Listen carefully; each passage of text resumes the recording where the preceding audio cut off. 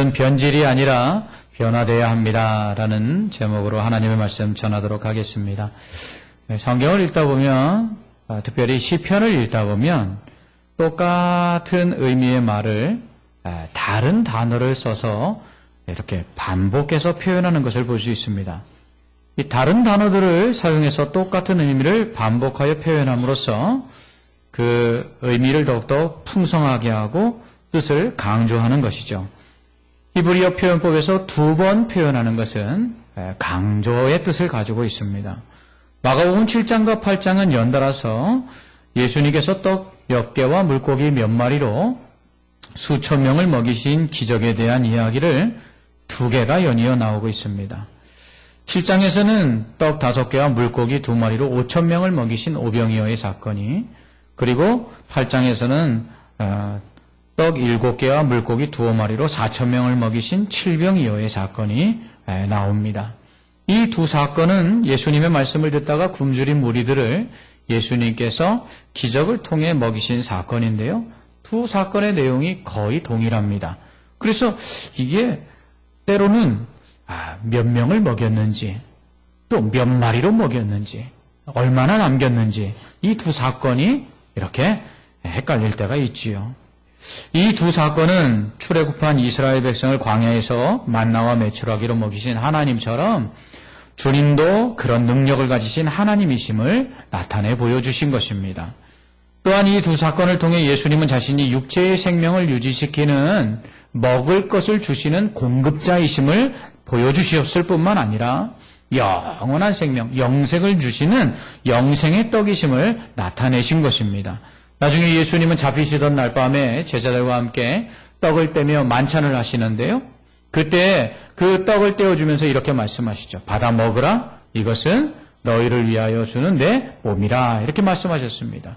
결국 이 떡을 먹이심으로써 예수님께서는 육신의 먹고 마심을 해결해 주실 뿐만 아니라 또한 영생을 주시는 구원자 되신 것을 미리 나타내 보여주신 것이죠. 이러한 반복된 사건을 통해 예수님은 자신의 신성과 또한 육체의 필요를 공급해 주시는 공급자 되시며 또한 영생을 주시는 구원자 되심을 거듭해서 강조하고 있는 것입니다. 이렇게 반복하시는 제자들에게 예수님이 어떤 분이심을 밝히 알 수 있도록 하시기 위한 주님의 배려였습니다.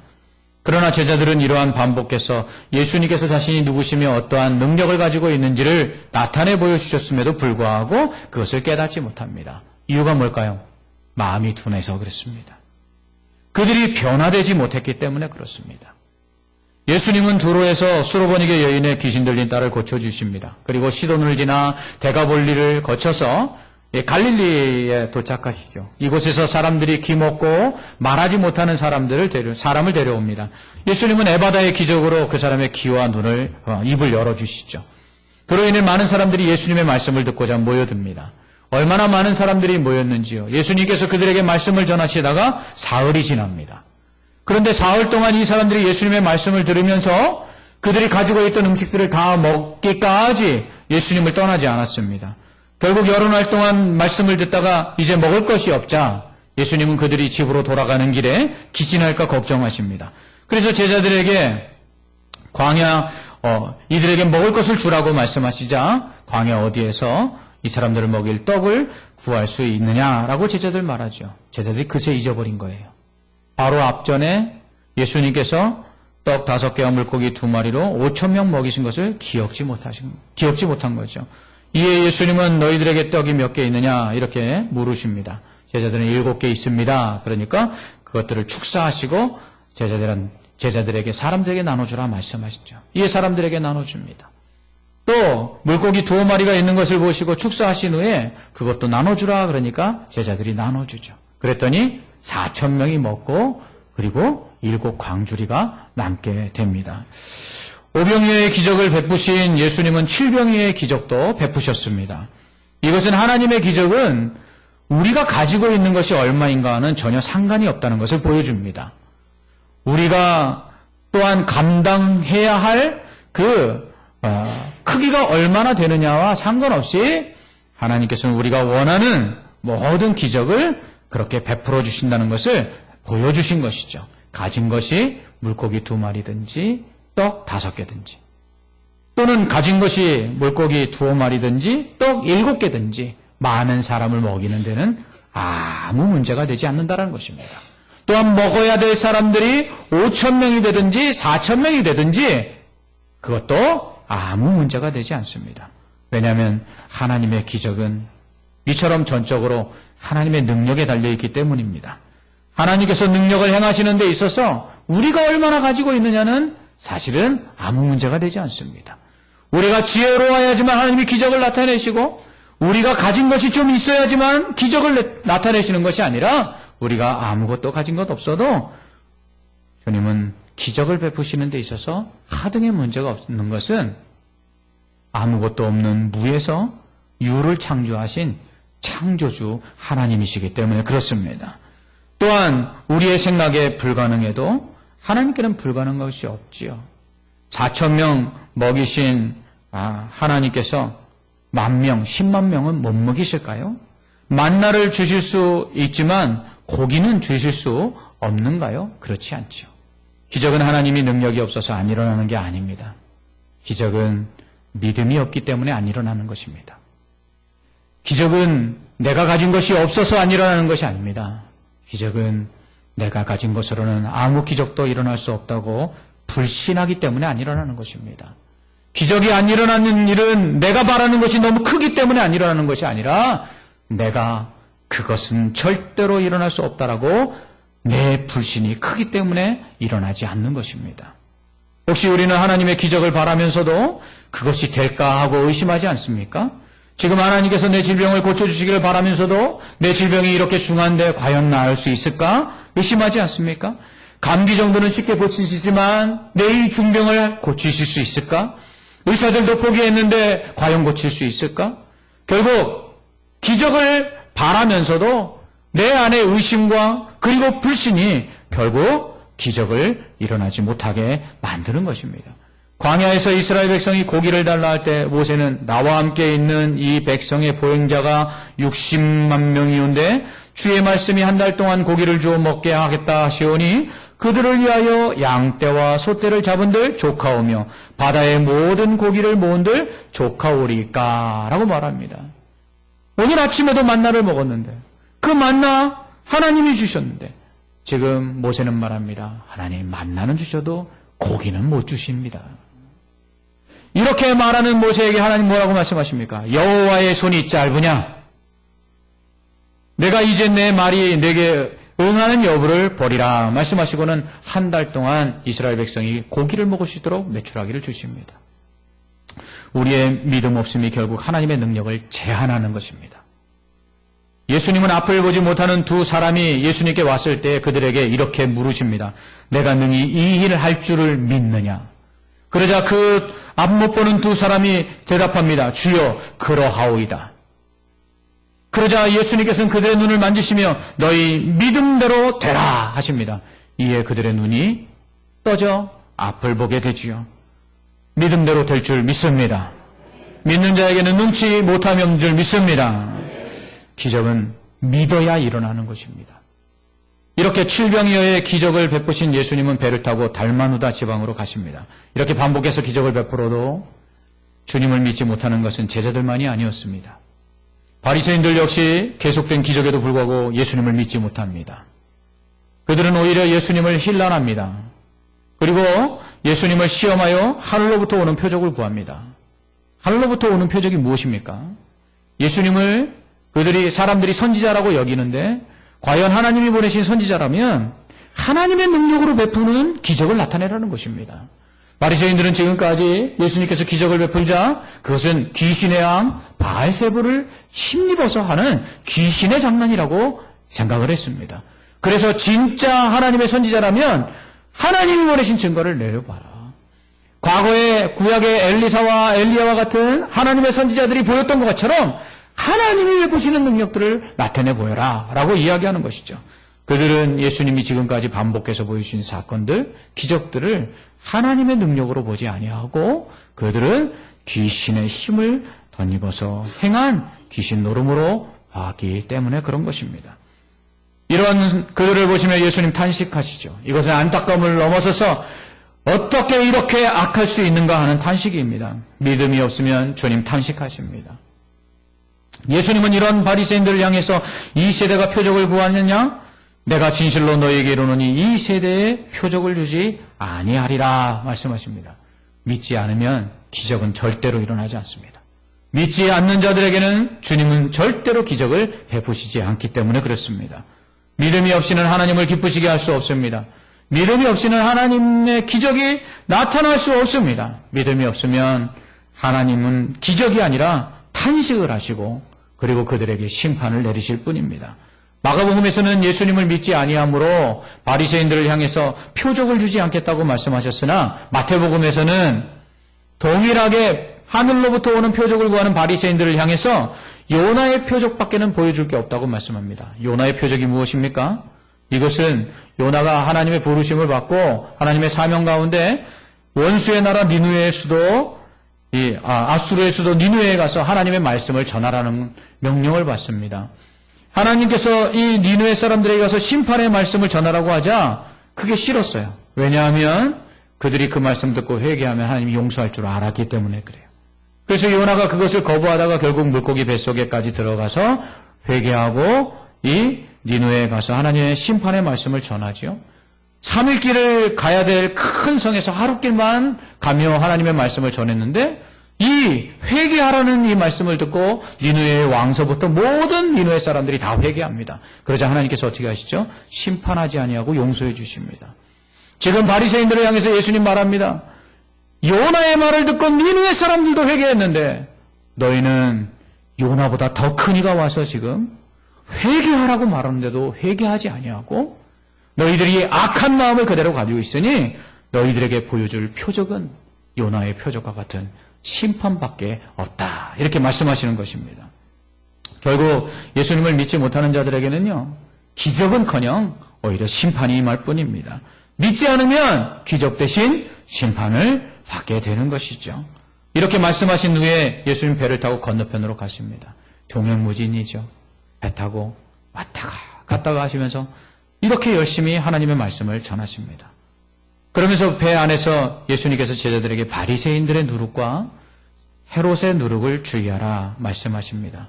그러자 제자들은 누룩이라는 말씀을 듣자 제발이 젖었어요. 도둑이 제발 저리듯이 아이고 예수님 또 누룩 얘기하시네.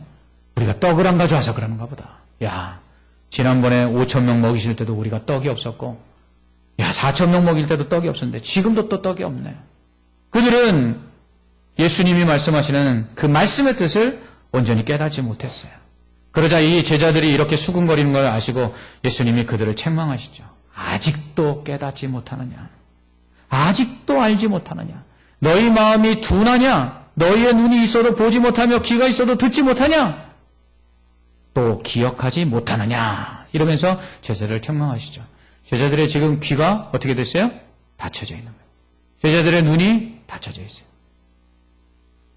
오늘 이 성경을 보면 참 재미난 게 뭐냐면 오늘 마가복음 8장 이 사건 바로 앞에 귀 먹고 말하지 못하는 사람을 예수님이 고쳐주신 사건이 있어요. 근데 이 오늘 말씀 뒤에는 눈 먼 사람을 또한 뜨게 하시는 사건이 있어요. 무엇이냐 하면 예수님께서 이렇게 귀를 열는 기적을 베풀어 주시고 눈을 열어주시는 기적을 계속해서 베풀어 주시는데도 불구하고 제자들은 그 기적을 보고도 계속 영적인 눈이 닫혀 있어서 예수님이 누군지 예수님이 행하시는 능력이 얼마나 큰지를 알지 못하고 깨닫지 못한 것이죠.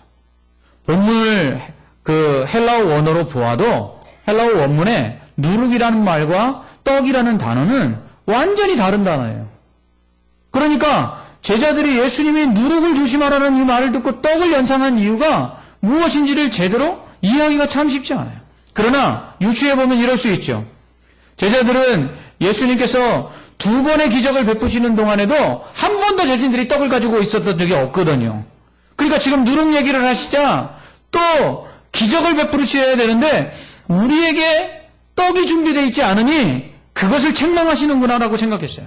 그들은 예수님께서 5,000명을 먹이시고 4,000명을 먹이실 때에도 사실은 가지고 있는 떡 가지고 기적을 베푸신 게 아니라 그것이 없어도 능히 먹이실 수 있는데 그 가지고 있는 하찮은 것을 가지고도 놀라운 능력을 보여줄 수 있는 그 주님의 신성을 나타내 주신 걸 알지를 못한 거예요. 그러니까 여전히 자신들 안에 무엇이 있어야지만 기적이 나타날 거라고 생각하는 것이죠. 우리도 이렇게 생각할 수 있습니다. 내 지금 형편과 내 지금 상황 속에서 기적이 나타날 수 있을까? 무언가 우리 안에 가지고 있는 것이 있어야 기적이 일어날 수 있다라고 우리가 생각하지 않습니까? 마르다와 마리아가 그러지 않았습니까? 오빠가 살아있는, 생명이 있는 동안에는 예수님이 살릴 수 있는 기적을 베풀 수 있지만 오빠가 죽었으니 이제는 더 이상 살아날 기적이 없습니다. 라고 이야기합니다. 제자들은 지금도 자신들에게 떡이 있어야 예수님의 기적이 일어날 거라고 생각해요.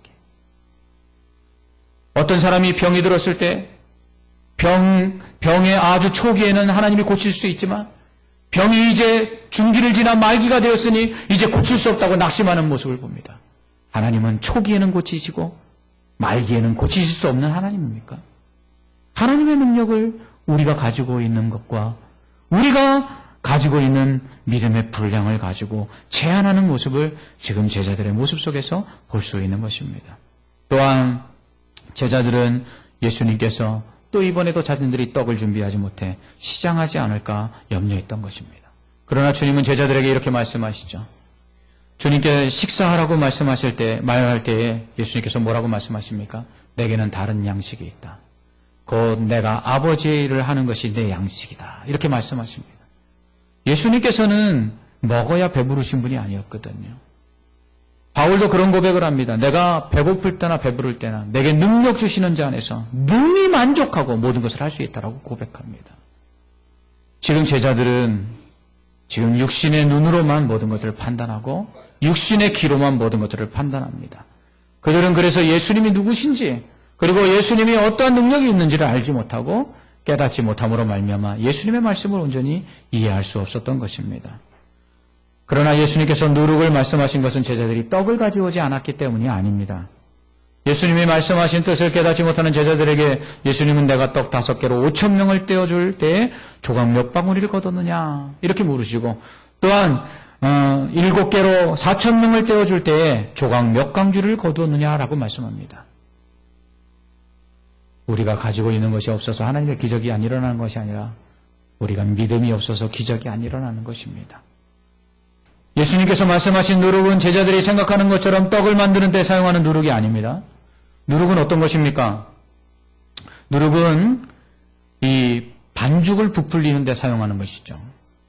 누룩은 곰팡이의 일종으로 밀가루 반죽을 부드럽게 해서 이 빵을 푹신푹신하고 맛있게 만드는 역할을 하는 것이죠. 예수님께서 천국에 대한 비유를 하시면서 천국은 마치 여자가 가루 서말에 넣은 누룩과 같다 이렇게 말씀합니다. 이 가루 서말의 분량이 얼마나 많은지 아십니까? 이게 500인분이랍니다. 그런데 이 500인분이나 되는 밀가루 반죽을 누룩 조금만 넣으면 다 부풀리도록 변화시킬 수 있습니다. 누룩은 이만큼 영향력을 가지고 있다는 것이죠. 바리새인과 헤롯의 누룩은 무엇입니까? 그들의 가르침과 교훈들입니다. 바리새인들의 거짓된 교훈과 거짓된 가르침들이 조금만 그것을 받아들여도 우리를 다 변질시킬 수 있다라는 것이죠. 그렇다면 사람의 마음을 이렇게 변질시키는 바리새인들의 누룩은 무엇입니까? 그들의 가르침과 그들의 교훈이 무엇입니까? 그것은 외식입니다. 가식적인 신앙생활, 겉으로 신앙 좋은 척하지만 속에는 하나님을 사랑하는 것이 아무것도 없는 회칠한 무덤과 같은 신앙을 예수님은 주의하라고 말씀하시는 것입니다. 겉보기에는 좋은데 쭉정이처럼 안에는 아무것도 없는 신앙, 이런 신앙생활 하지 말라는 것이죠. 회칠한 무덤 무엇입니까? 이스라엘에 가보면 무덤은 전부 하얀색 회칠을 해놨습니다. 왜냐하면 그 땅이 아주 고온이기 때문에 시체가 금세 썩어버리고 냄새가 나기 때문에 그 시신을 둔 그 무덤들을 그래도 겉이라도 좀 아름답게 만들려고 회칠을 해놓는 것입니다. 그러나 겉은 번드러하지만 그 무덤 안에는 무엇이 있습니까? 썩어서 냄새나는 시체가 있다는 거죠. 가식적이고 외식적인 신앙생활은 무엇입니까? 겉으로는 주여 주여 하면서 신앙 좋은 것 같지만 그러나 그 안에는 정말 하나님 보시기에 더러운 것들이 가득하고 하나님이 쓰실 만한 것이 아무것도 없는 것입니다. 오직 그 안에는 욕심이 가득하고 이기적인 것들이 가득해서 섬기려 하지 아니하고 순종하려 하지 아니하고 십자가를 지려 하지 않는 그러한 모습들. 바로 주님은 그러한 바리새인들의 외식을 주의하라고 말씀하신 거예요. 바리새인들이 겉으로 보기에는 얼마나 신앙이 좋았는지요. 그들이 일주일에 2번 금식합니다. 혹시 여러분들 중에 일주일에 2번 금식하시는 분들 계십니까? 그들은 11조를 드리는데 얼마나 철저하게 드렸는지 자기 집 앞에 있는 텃밭의 채소의 11조도 하나님 앞에 드렸습니다. 그 정도로 겉으로 보기에는 신앙생활을 잘했지만 그 속에는 주님을 사랑하는 마음이 없죠. 결국은 주님이 쓰려고 해도 어디 쓸 데가 없는 쭉정이와 같은 것입니다. 그래서 예수님은 그러한 사람들을 가라지에 비유하는 것이죠. 바리새인들의 누룩은 바로 이러한 외식적인 신앙으로서 겉은 그럴듯하지만 속에는 아무것도 쓸모없는 그런 더러운 마음이 가득한 신앙을 의미하는 것입니다. 또한 예수님께서 주의하라고 하신 헤롯의 누룩은 무엇입니까? 그것은 헤롯 땅의 교훈과 가르침입니다. 헤롯 땅은 당시 분봉왕이었던 헤롯의 곁에 빌붙어서 로마 정부로부터 위임받은 그 권력을 행사하여 부귀영화를 누리던 자들입니다. 그들은 동족 유대인들을 전혀 생각하지 않았습니다. 그들은 그저 로마가 잘 되어서 그 로마의 권세에 빌붙어갖고 유대인들의 피를 빨아먹으며 그들은 천년 만년 그렇게 부귀영화를 누리려고 한 자들입니다. 이러한 사람들의 모습은 어떠한 모습이었겠습니까? 친일파에 비유할 수 있죠. 친일파들은 어떻습니까? 우리 대한민국이 독립하기를 바라지 않았죠. 일본이 영원히 계속되어서 자신들이 그 일본에 빌붙어서 부귀영화를 누리기를 원했죠. 밀정이라는 영화에 보면 거기에 나오는 배신자가 있습니다. 그 배신자가 애국 지사들에 의해서 죽임을 당할 때 그가 이런 얘기를 합니다. 일본이 이렇게 일찍 망할 줄 몰랐다고.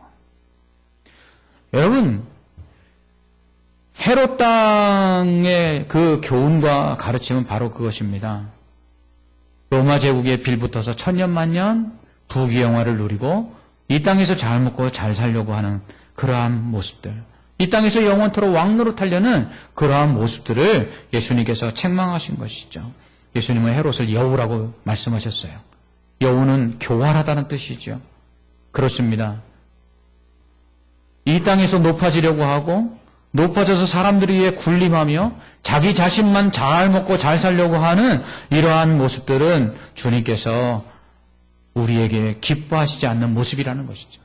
주님은 오히려 낮아져서 섬기라고 말씀합니다. 바울은 장로들에게 주장하는 자세로 하지 말라고 말합니다. 주님이 우리에게 원하시는 것은 높아져서 주장하고 부리는 것이 아니라 낮아져서 섬기기를 바라셨던 것이죠. 이러한 바리새인과 헤롯의 누룩을 주의하라고 예수님 말씀하셨지만 제자들이 이 말씀 못 깨달았잖아요. 결국 제자들이 나중에 어떻게 합니까? 그들이 주님을 3년 동안 쫓아다녔는데 결국 그들이 바랬던 건 뭐예요? 사람들의 인정과 그리고 주님의 오른쪽과 왼쪽 자리였어요. 그래서 제자들끼리 주님이 십자가에 달려 죽으신다고 말씀하시는 그 자리에서 어떻게 합니까? 서로 싸웁니다. 내가 오른쪽이야. 내가 왼쪽이야. 그러면서 그들은 주님의 그 가르치심을 깨닫지 못하고 누가 더 높으냐로 서로 다투는 모습을 보게 됩니다. 그렇습니다. 예수님이 누군지는 모르고요.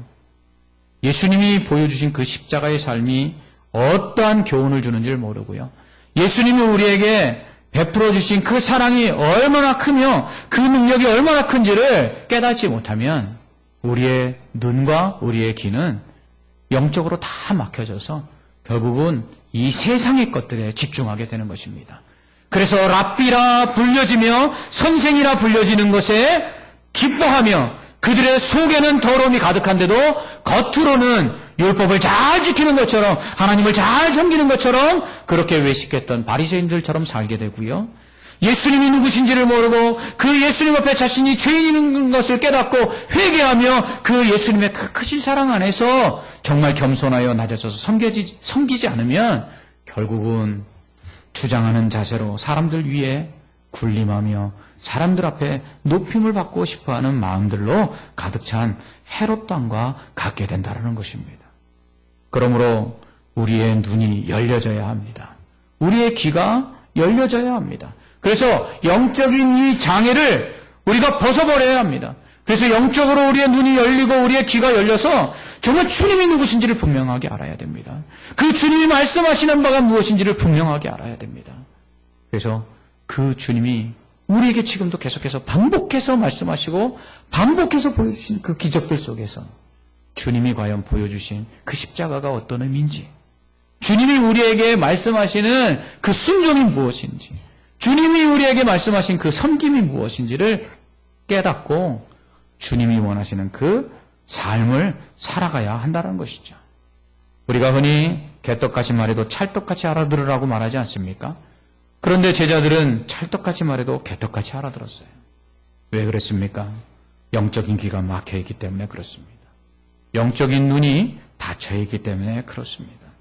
그러자 그들은 결국 예수님을 통해서 이 땅에서 부귀영화를 누리기를 원하여서 예수님의 오른쪽, 예수님의 왼쪽, 예수님이 예루살렘에 입성하여 그 나라를 얻을 때에 그 좌우에 앉기를 바랬던 것이죠. 그렇다면 헤롯 땅과 무엇이 다르겠습니까? 그렇습니다. 주님의 말씀을 듣고도 깨닫지 못하고 주님이 누구이신지를 알지 못하며 주님의 능력이 얼마나 크신지를 기억하지 못하는 사람들은 마음이 둔하여지고 결국 이 둔하여진 마음은 부패하게 되는 것입니다. 그래서 예수 그리스도를 믿고 변화되는 것이 아니라 변질되는 것이죠. 여러분, 우리는 지금까지 예수를 믿고 신앙생활을 하는 가운데 점점 아름다운 모습으로 변화되고 있습니까? 아니면 점점 하나님 보시기에 부끄러운 모습으로 변질되고 있습니까? 여러분, 변화되는 것은 우리가 쓸 수 있지만 변질되는 것은 버릴 수밖에 없는 것입니다. 우리가 김치를 담궈서 그 김치가 익을 때 그것을 우리는 변질됐다고 말하지 않습니다. 그것은 변화된 것이죠. 그럴 때에는 식탁에서 우리에게 맛있는 식사를 위해서 쓰임받을 수 있습니다. 그러나 변질되어 더 이상 먹을 수 없도록 부패되면 우리는 그것을 버릴 수밖에 없는 것이죠. 그렇습니다. 우리는 누룩과 같이 변화를 시키는 사람이 되어야 되지, 우리는 변질되어서 버림받는 그러한 사람이 되어서는 안 될 것입니다. 사랑하는 성도 여러분, 그러기 위해서는 항상 이 마음이 정말 주님께 향해야 합니다. 내 겉의 신앙과 속마음이 똑같은가? 내가 정말 주님을 겉으로도 그렇게 사랑하듯이 속으로도 사랑하는가? 내가 주님의 말씀을 겉으로도 순종하듯이 속으로도 정말 진심으로 그 말씀에 순종하고 있는가? 내가 정말 겉으로 사랑하는 척하는 것이 아니라 속으로도 정말 이웃들을 사랑하고 섬기고 있는가?